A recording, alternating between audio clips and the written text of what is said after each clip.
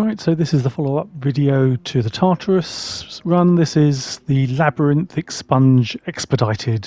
So this is where you've got to run through the whole thing and then kill the boss in under 10 minutes.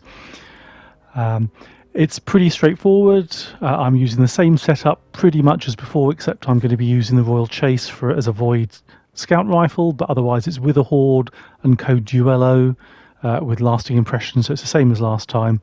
I'm going to be using the middle tree Arc Titan this time for the boss damage, so I'm going to transfer in Cuirass of the Falling Star for the additional super damage that it gives, and then swap over from the Lion Rampant to Cuirass just before the boss fight. There is quite a lot of jumping in this, so the Lion Rampants give you a huge advantage in being able to cut out sections. You can probably do this with other jumps, but Lion Rampants give you such an advantage, such an extended glide that it just makes it simple. So this isn't my first run. I did try and over-titan things. I tried doing the Titan melee descent in the initial section a couple of times. It did not go well. If you're better than me, then by all means save yourself a couple of seconds, but I found the platform below a little bit too narrow for me to be able to hit reliably. There's no sword flying, there's no hacks in this, there's no cheeses, so all I'm doing is just straight jumping. Right, so as before, you will need to have the Splicer glove will need to be unlocked, and you'll need to have the Wirewalker perk on the left-hand column unlocked, so you've got full access to all of the shortcuts, all of the gravity cannons, all of the additional platforms, and this section at the beginning. So hit the switch, jump up, take the shortcut. Death in this domain is as real for the Vex as it is for you. Don't use the Titan melee to go down, because that you'll hit the wall and probably die. Same thing here. I just found this was too narrow to a ledge to reliably hit. So as before, slide under this bit, jump over the next bit, head to the ledge on the left. Try not to be overconfident like me. I bounce off against the diagonal things. I'm very lucky there. Ledge on the right. Try to time it. I think this has been open too long, so I'm waiting. And then through, and you're golden.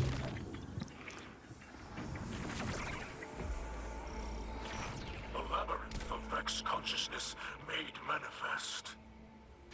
This must Right, the next section I do arse up the jumping a little bit, but that's kind of just me. You'd expect that. So this, bouncing all over the place, but even so, still use a ski jump, head over a little to the right, and that allows you to bypass a section where you kind of crawl around. That slows you down, so this cuts out that small section. Try to be better at landing on things and jumping than I am here. Head round. You don't actually need to shoot that lozenge. Jump better than I do again. And as I said before, I tend to walk over the gravity cannons. After experimentation, this right-hand gravity cannon in the next section takes you closest to the bottom.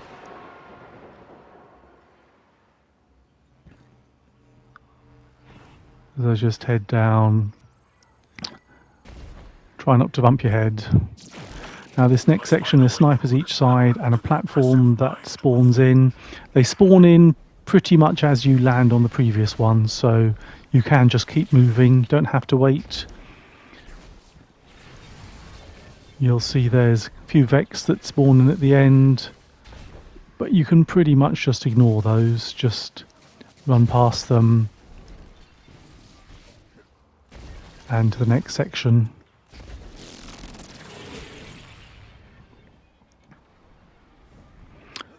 Just jump. I think I was looking for another lozenge there, but yeah, you do kill these. You can't really make it to the next section, so I think that's probably the only real bit of fighting that I do.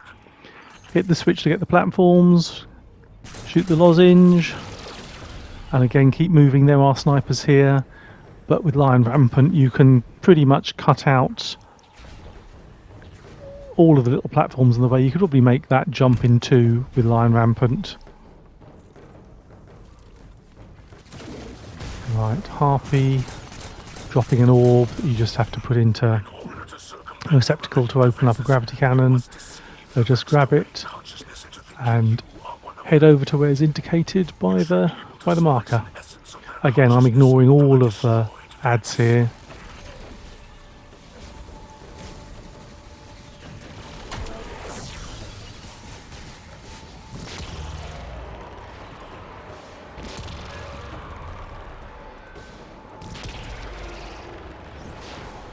Again, run past this lot. There is, if you wait it, there is a barrier champion that spawns in, not necessary to kill.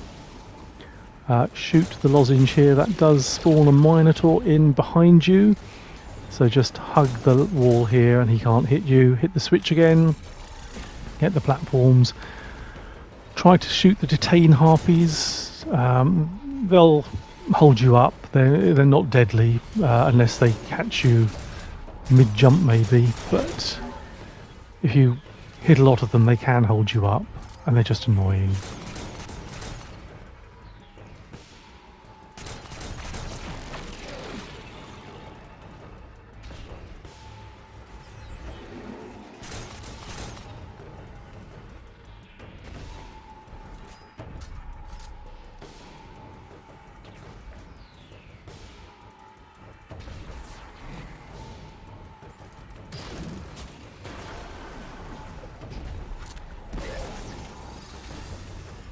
Again, grab the orb, make your way round until you find the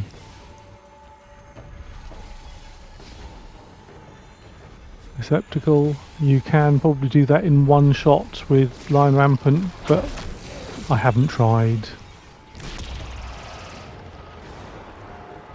But it looks like the kind of distance you might be able to make. This can catch you out if you stay and try and kill everything, so don't. Just run past everything. The only thing you need to kill here is this harpy. Again, possibly if you're getting hassled from the barrier hobgoblin, then put up a barrier. Turn 180 degrees here.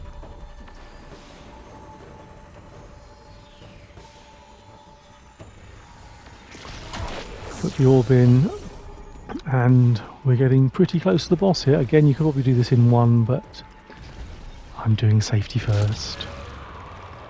Right, this is the boss area, so swap, if you're doing this strategy, swap your boots over and put on your Cuirass of the Falling Star.